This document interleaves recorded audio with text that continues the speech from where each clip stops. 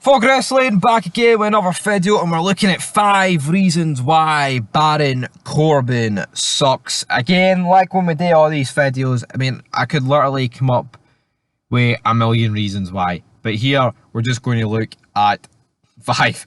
And we're going to kick off with number 1. His Money in the Bank cash-in is literally the worst Money in the Bank cash-in ever. I mean, he's not the only guy to cash in and fail. I mean, well, actually, saying that, I mean, Austin Theory's cash-in, you've got to say, like, that was quite bad. But Baron Corbin's cash-in, I mean, at the same time, was pretty bad.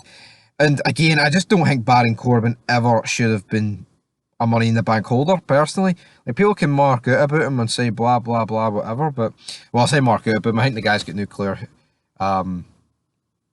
heat, like, but it's the fact he tried to cash it in on Jinder Mahal and still couldn't even win. And it's also, like, this was like 6 years ago.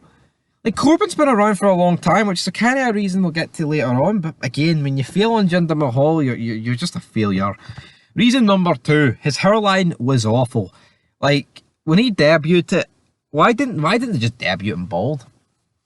Honestly, I never got it. His fucking hairline was horrendous. It was just long hair at the sides, nothing on top. Looking like a junkie drug addict that smoked his last ounce of meth. I mean, that's how I would describe Baron Corbin, but man, he's awful. Reason number 3. Like, it wasn't a GM run, but there was a point on Raw a few years ago where him and Alexa Bliss were, like, running things, and holy good fuck, it was bad.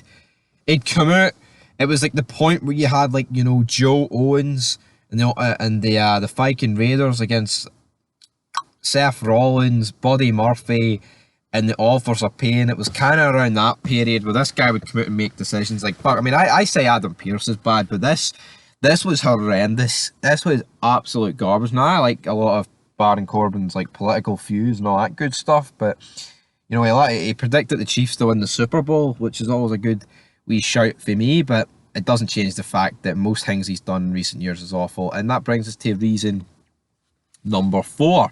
He's as stale as 7-year-old bread, and I think that's very fitting because he's been on the main roster now basically 7 years. He came up in the Andre the Giant Battle Royal at Mania 32, which of course he won. And like I say, that Money in the Bank cash-in was within this, like, you know, year and a bit. Fast forward 6 years, man, and the guy's done nothing apart from, like, you know, broke Corbin, happy Corbin. He's just been garbage. I mean, he had a match against Cena, for fuck's sake, and it was dog meat. It was, honestly, like, imagine wasting a John Cena match against Baron Corbin at SummerSlam. That truly is shocking, troops. But anyway, I digress. What are you supposed to do about it? We move on. And reason number 5, this is a very recent one, but it wasted JBL's return recently.